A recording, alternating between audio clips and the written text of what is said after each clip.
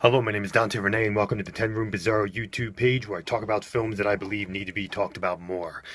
This is the second video, the last of two videos on the 1972 film Young Playthings by Joe Sarno. If you haven't seen my first video on this yet, please watch that one first. And this is the second and the last. Just a little bit more I wanted to add on to this film here. Young Playthings, once again, starring Christina Lindberg, and filmed entirely in Sweden. It says rated X here, but whatever that definition is up for grabs.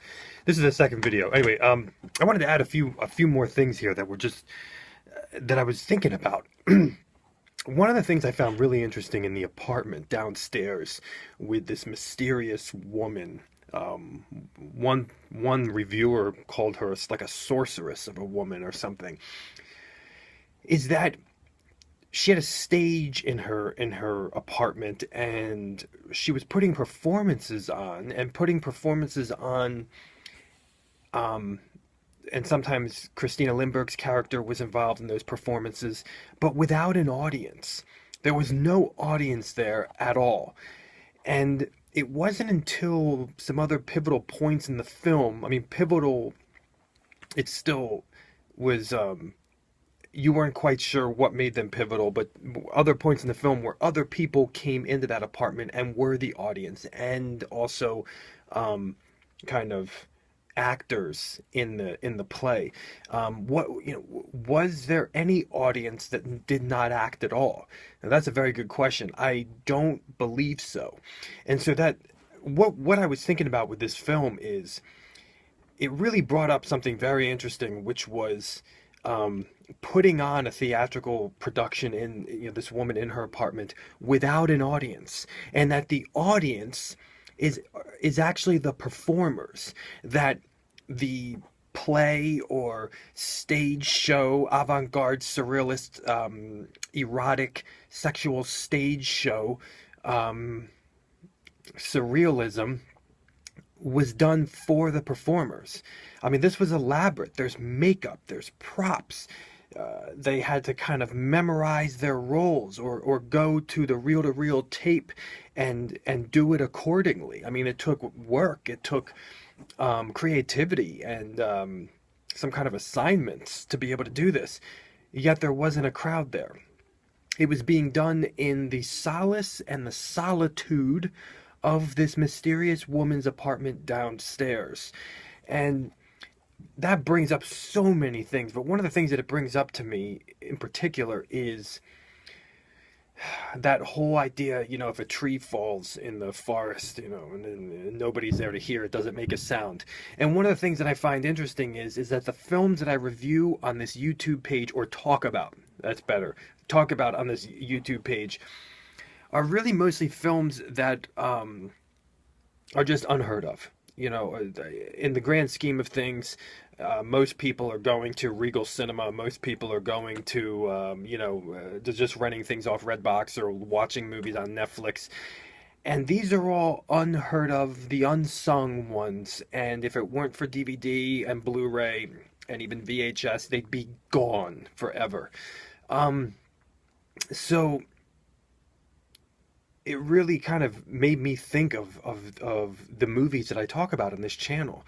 And even independent filmmakers, people who make films and they're never seen by anybody else.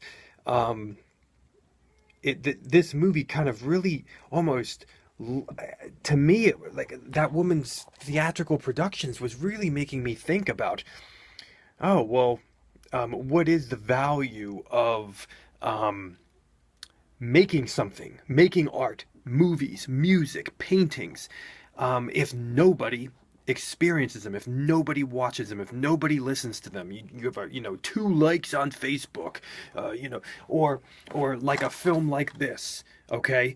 Most people don't even know about it. Most cult movie fans don't know about it. A lot of Sarno fans didn't know about it and haven't seen it.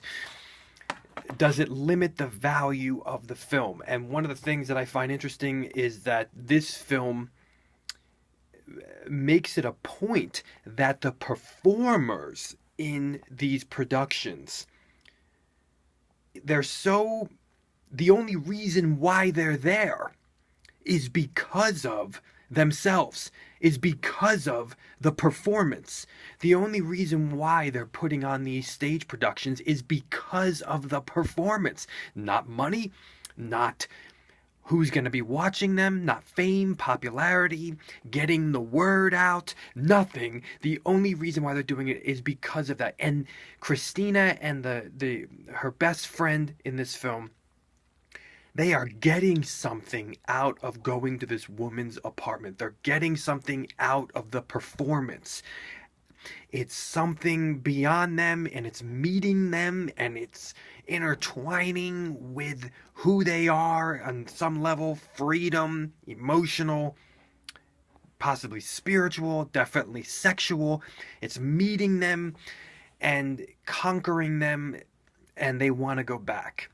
And it's a sacred place, and they have their appointments for when they do go back.